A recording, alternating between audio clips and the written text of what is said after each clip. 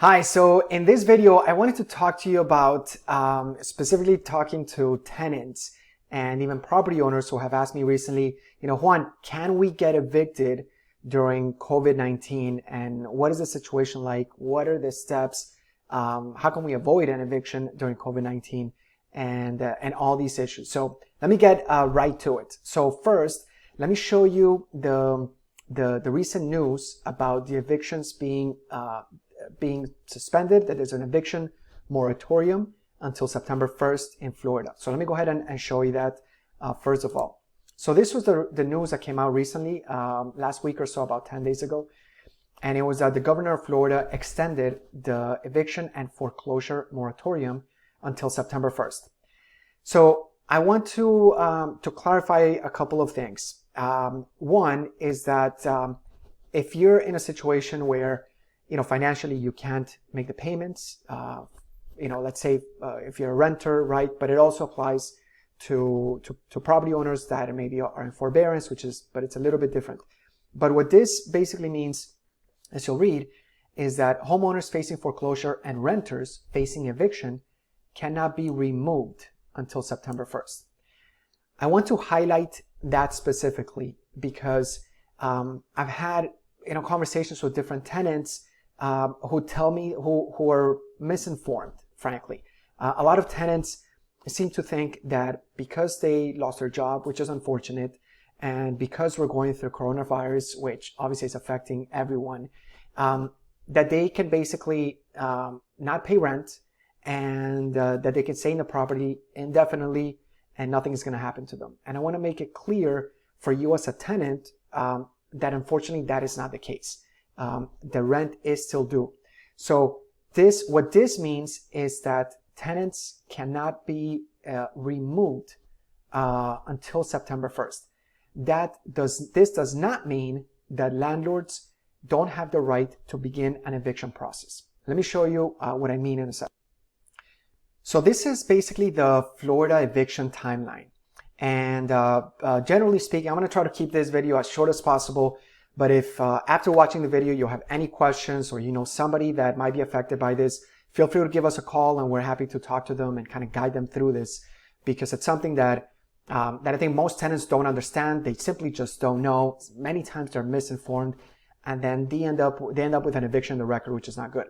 So the Florida eviction timeline basically takes anywhere between 4 to 6 to 8 weeks, depending on how fast the courts are moving, how fast things flow, etc.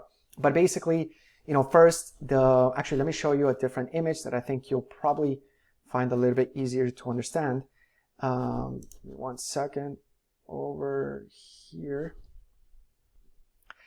So basically, the first step is that the landlord and the tenant sign an agreement, right? A lease agreement, which you probably did at some point.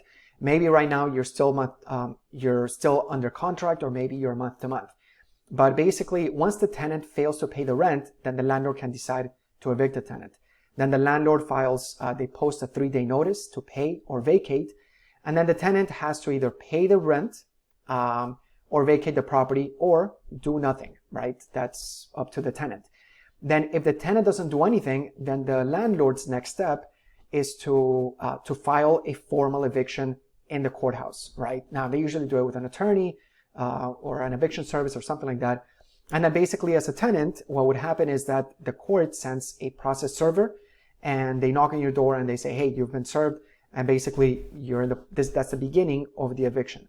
And then after that, the tenant has 5 business days to pay the past due rent into the court if they want to stop the eviction process. Otherwise, they can respond to the court if they feel like the eviction is unfair or unlawful or something. They can try to go that route. Now, if the tenant doesn't pay all the back rent into the court registry, or if the tenants don't respond to the court, then the next step is for the judge right here to review the case and determine a final judgment, which may approve or deny the landlord's claim. And then lastly, the landlord pays the sheriff. Here the issue was called the final judgment and then the writ of eviction.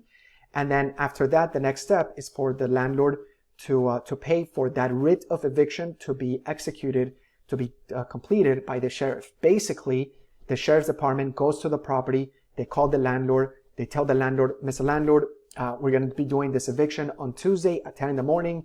Please bring a locksmith, etc. And that's what's going on.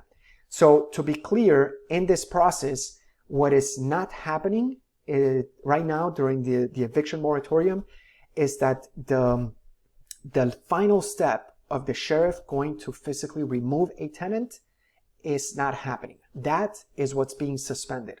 Also, the writ of eviction at the end, the last step prior to the sheriff going to remove a tenant, that is not happening. But all of these other steps from the beginning of the eviction all the way through to basically the last step, all of that can move forward. So if you may have heard or read in the news, recently that there's, an avalanche of evictions that might be coming, it's because tenants who are not paying rent and landlords who have started the eviction, basically all those evictions are simply on hold. They're suspended. Now, again, I'm talking to you as a tenant. I want to make it clear that, landlords don't want to kick you out. They don't want to go through that process. They don't want to harm you, right? But that rent is still past due. Let me show you also over here. This is the actual order from the governor of Florida, which was the most recent one, the one that extended it, the moratorium to September 1st. And if you notice over here, the last page, Section 3 of this executive order is amended to read as follows. Nothing in this executive order shall be construed as relieving an individual from his or her obligation to make mortgage payments or rent payments. All payments, including toll payments, are due when an individual is no longer adversely affected by COVID-19 emergency. So if you've been adversely affected by COVID-19, what's happening basically is that the judge is not going to finalize an eviction, but the process, if a landlord begins it, will continue to flow all the way through to the last step. Let me show you another image that hopefully helps you understand this. Again, this is the eviction timeline, and everything will flow right all the way up until here. The clerk of court issues writ of possession. The writ of possession may or may not be issued in your particular case, depending on your financial situation. If you can, legitimately document that you've been adversely affected by COVID-19, which a lot of people have, but if you can legitimately document that you have not been able to pay the rent, then at this point, it's not that the eviction is going to disappear. It just means that the writ of possession is not going to be issued. But again, what I want to highlight for you as a tenant is that the eviction will start. Now, why am I making such a big deal out of this? It's because unfortunately, I've seen a lot of tenants not believe this process. They don't understand. They're simply literally misinformed, and they literally end up with an eviction on their record. I don't want you to end up with an eviction on your record. If you know somebody that maybe you can share this video with, that it might help them, please do so. Because when a tenant ends up with an eviction on the record, if they try to go anywhere else to even, let's say, after COVID-19, right? Even if they say, you know what, I'm out of here, I'm going to leave this property that I'm renting from this landlord. The landlord is a jerk, it's a nice, they're trying to evict me, I'm out of here. If the landlord has started an eviction, that eviction is going to be on your public record. And it's going to be on your public record for the next 7 years. So if 3 months from now, after COVID, 6 months from now, you and your family go to try to rent a property anywhere else that maybe it's a rental community, or it's, let me actually show you over here. If it's a rental community, if it's, with some type of tenant screening, or even an association, right? A condominium, a townhouse, somewhere where there's maybe an association and you have to go through a screening process. Most of the time, evictions is one of those situations that companies screen for, right? So they'll check maybe credit, criminal, and eviction history nationwide. And most of them, if somebody has an eviction on their record, it's an automatic no.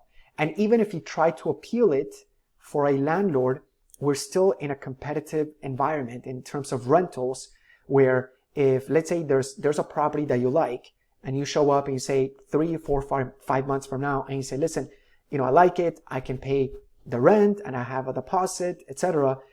But you have an eviction on your credit, or I'm sorry, on your public record, and 2 or 3 other people want that unit, but they don't have an eviction on your record, you're going to lose out.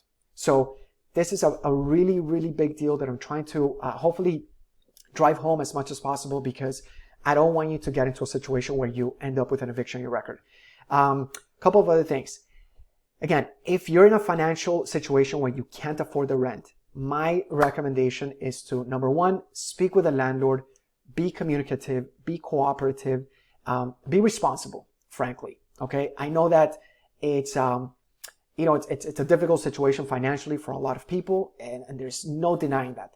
But I highly, highly recommend that you be responsible, that you be cooperative, that you communicate effectively, easily and quickly with your landlord.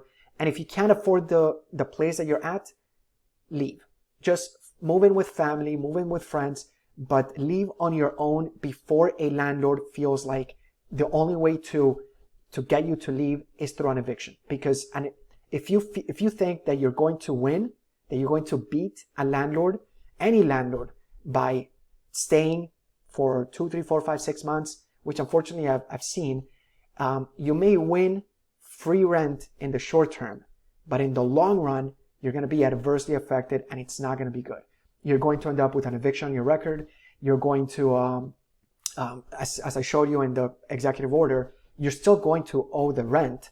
And even after you leave, the landlord can file a claim against you, and either small claims or depending on the amount, they can try to sue you and place a judgment against you for that back to rent. So if your rent was $1,500 a month and you owe 1, 2, 3, 4, 5 months, that could add up pretty quickly, $6,000, $7,500 that are owed to the landlord.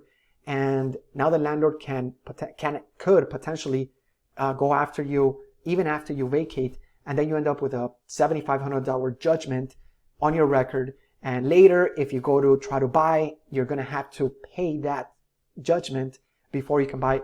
Anyway, it's just not going to end up good. So if at all possible, if you realize that your job situation, your financial situation in the next 2, 3, 6 months is going to be tight and you're not going to be well financially, I highly recommend that you make the proactive decision to move in with family, move in with friends, vacate on your own, do whatever you can to avoid an eviction on your record. Lastly, if you have any questions about this, we are not attorneys, but we can definitely guide you the best way we can. A last alternative that I would definitely recommend to you if you have any questions is this website. And this is basically over here, legalservicesmiami.org. This is the Legal Services of Greater Miami. And they're a nonprofit group. They have attorneys. And if you have any questions about, in terms of your legal rights, etc., you're welcome to call them. You can call them, you can contact them online. There's multiple ways of trying to reach them, trying to communicate with them. And they will advise you as to what your rights are. But they will definitely remind you, again, pretty much of everything that I'm telling you, that the rent is due, that the landlord can start an eviction, that you may not be removed by the sheriff right now, as long as this moratorium happens. And chances are the moratorium will probably get extended again, as long as, this COVID-19 situation happens. But again, I do not want you to end up with an eviction on your record. You can easily look it up on Google and you'll see how long does an eviction stay on your record? 7 years. An eviction stays on your credit report for at least 7 years. It is possible to expunge it, but it's complicated. I've never seen anyone do it, to be completely honest. And you don't want to end up in that situation. Anyway, I know this is a lot of information that hopefully you find useful and valuable, or maybe somebody that you know. And by the way, this same situation applies to property owners that are currently in foreclosure. The bank that is foreclosing on the property will, as far as an eviction, they will not complete the eviction, right? So a property owner will not be removed from the property, but that eviction will stay on the record if the bank decides to file it. So anyway, again, know it was a lot of info. Hope you find it helpful. Let us know if you have any questions about this or anything else. And hope you guys stay healthy and safe out there, and wish you the best. Thanks so much. I'll talk to you soon.